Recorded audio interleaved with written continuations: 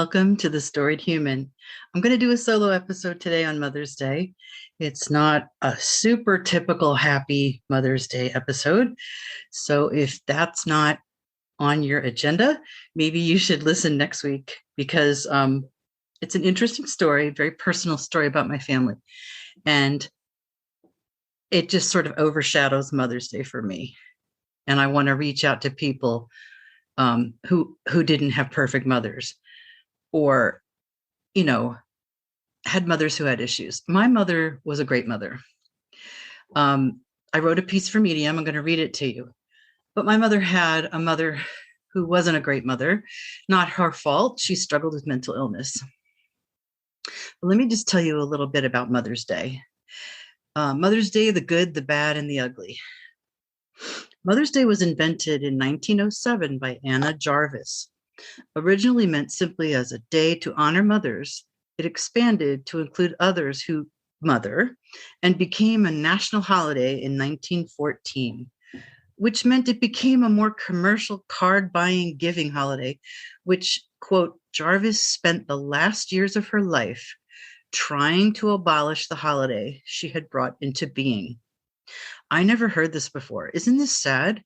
Even the creator of Mother's Day thought it had grown into something too commercial. If you want to tune into my Medium article, which I will post the link in the show notes of this episode, you can read more about Anna Jarvis and her experience with Mother's Day. Now, Mother's Day can be very tough for those whose mothers have passed away. I know it's a bittersweet day for me. My mother passed away 21 years ago, almost. Or for those who have living mothers who are less than ideal or even abusive. There is such hype around this holiday, and the smarmy, overly emotional posts on social media can be a bit much. Not everyone's mother is this sainted figure, and it can be lonely when your mother doesn't match everything you see around you, the hype. I had a really good mother, especially considering that she did not have an especially good mother. My grandmother was mentally ill. Excuse me. She was diagnosed with schizophrenia sometime in her 30s, I think. She struggled all her life with it and had to be hospitalized for 6 of my mother's childhood years, age 6 through 12. My grandmother did get a bit better and was able to be out of the hospital for several years. There are pictures of her with my mom at my parents' wedding, and she posed with her mother and mine and baby me for a 4 generations photo. She held it together until my grandfather, her husband, died in 1959.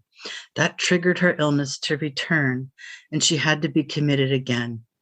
Sadly, she never was able to leave the mental hospital.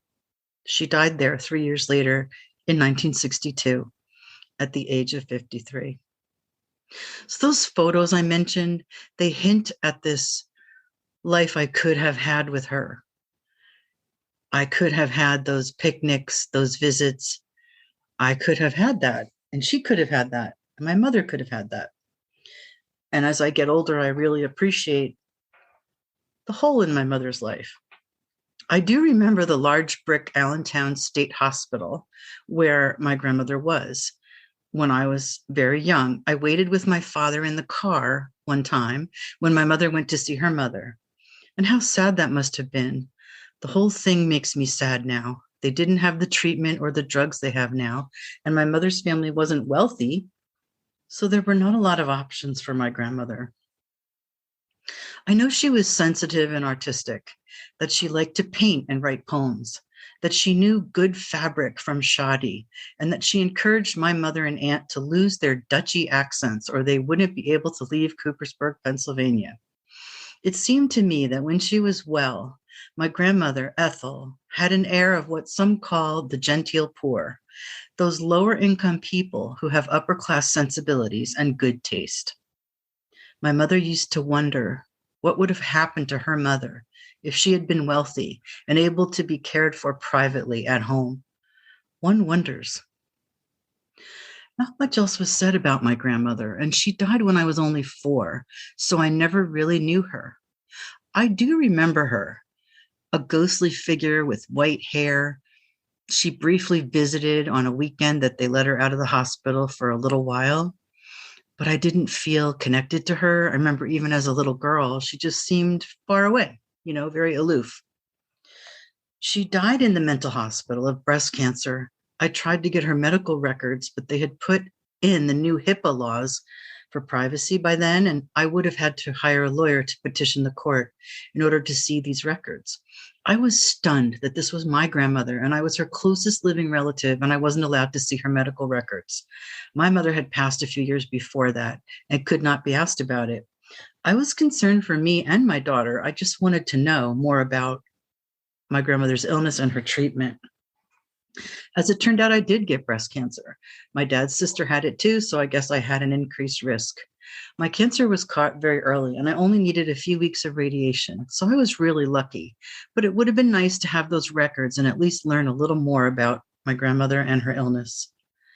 The good part of all this is that Allentown State Hospital was part of a movement to humanize and improve mental health services.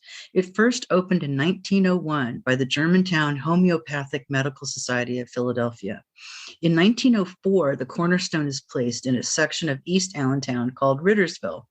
It was originally a homeopathic hospital, but gradually shifted to more traditional medicine by 1912 when it was named the Allentown State Hospital. This area of northeastern Pennsylvania had a tradition of more holistic approaches to healing. My first pediatrician was a doctor of osteopath. I remember her because she was a kind, white-haired older lady who looked a lot like my grandma. Back then, a female doctor.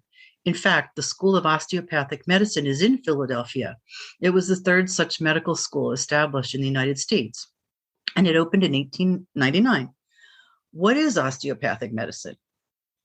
I've included a link in the show notes, but I'll tell you a few paragraphs from that article.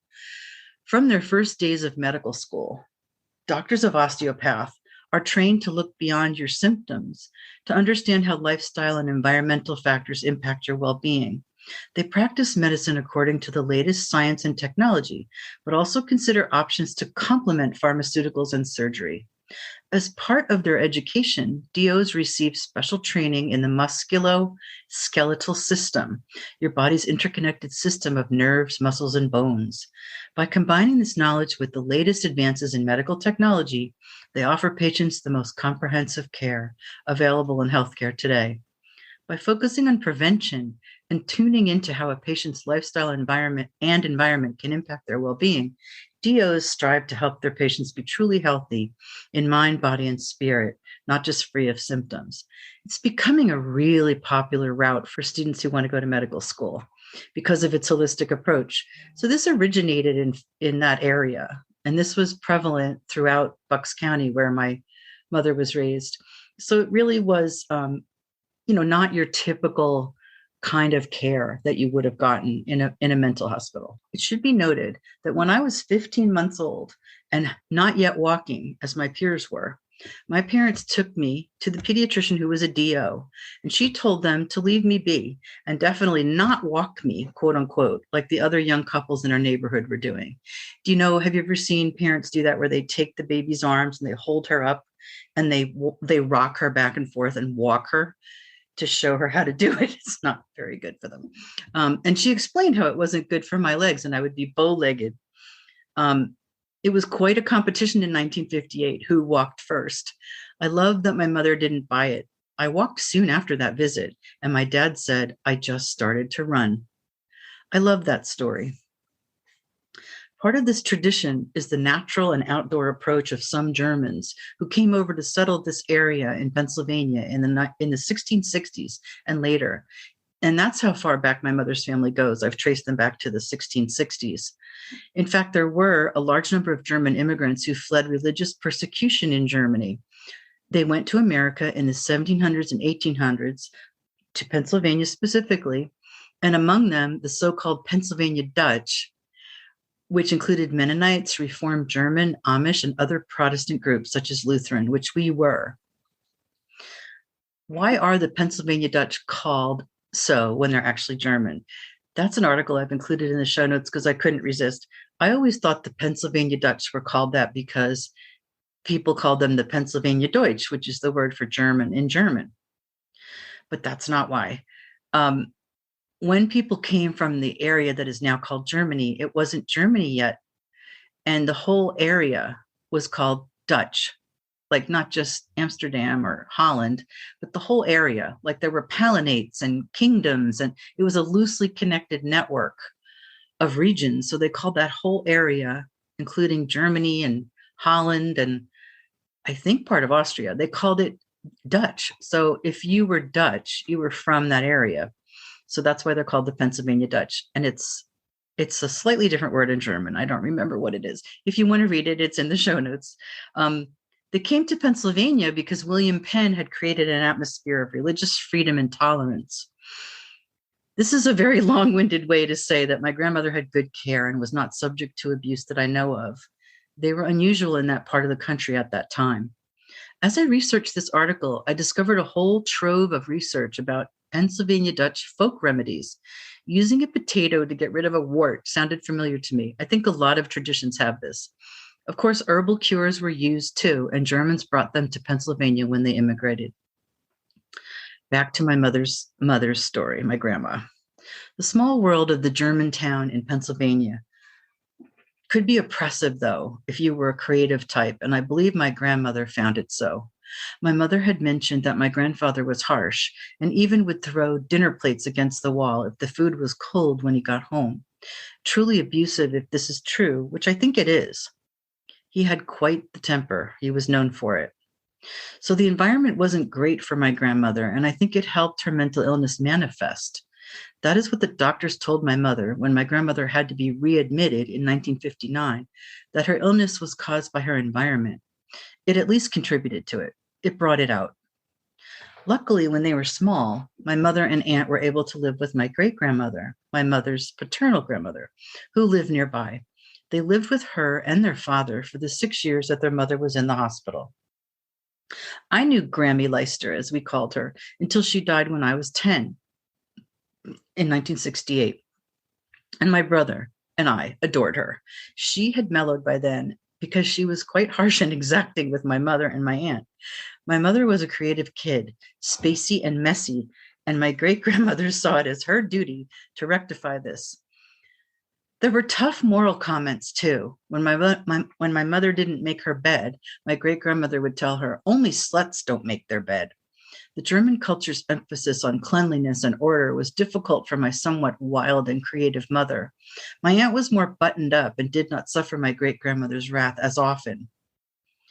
My mother sought refuge by visiting her great-grandmother, Grammy Leister's mother, Amelia Millie Adrain, who lived until 1954. I was born just 4 years later. Darn, I missed her by 4 years. I would have had a great-great-grandmother, at least for a little while. Millie was bedridden later in her life, but she loved books and encouraged my mother to read. Grammy Leister, of course, thought books were just a big waste of time. The community was not supportive at all. In fact, parents told their children they could not play with my mother and her sister anymore. It was the 1940s, and people were suspicious and fearful about mental illness. Luckily, they had each other and their family to watch over them, however imperfect they were. So when I think of Mother's Day, I often think about how I had this wonderful mother who somehow did not let her early circumstances interfere with being a giving, loving mother, and how grateful I am. My mother did have her own demons and experienced depression and anxiety. We didn't call it that then. Back in the 1960s and 70s, people just coped by keeping busy, quote unquote, or drinking, but would get worse. Not until they fell apart would anyone notice and treat them. We called it, quote, having a nervous breakdown, unquote, which is just a huge, bucket term for like everything. There was very little awareness of mental illness or how to detect it. I think everyone got Valium or something. However, I also think of my grandmother and how hard her life was and how I wish I had known her. No one spoke of her after she died except for my mother, who did tell me stories about her, which I clung to. My grandmother was robbed years of her life. I feel like I would have loved being with her. I feel like I got the gift of writing from her. No one else in the family on either side writes. So my sympathy for people with less than perfect mothers is big. And for those with abusive or cold mothers or mothers who abandon them. There are some adult children who are grieving the mothers they never got to have and the life they didn't get. I say happy Mother's Day and bless all mothers, but I don't assume you had a great time, and I don't worship all moms. They are complicated and human, and it's not simple for sure. So happy Mother's Day to you and yours. And if you had a great mom, be thankful. And if you still have her, spend time with her, please. And if you didn't have a great mom, I see you, and here's a hug. Thank you for listening to The Storied Human. I really wanted to share this personal story about why I have conflicting thoughts about Mother's Day. And that, as I get older, I really appreciate that my mother had to overcome a lot to be a good mom. So it means so much to me that she was. And my brother and I agreed when we lost her that there wasn't anyone quite like her, but that we felt she filled us up with her love and we would go out in the world and be okay. And that's what happened. So thank you, Mom, and my love to all of you, mothers or nurturers. Have a good one.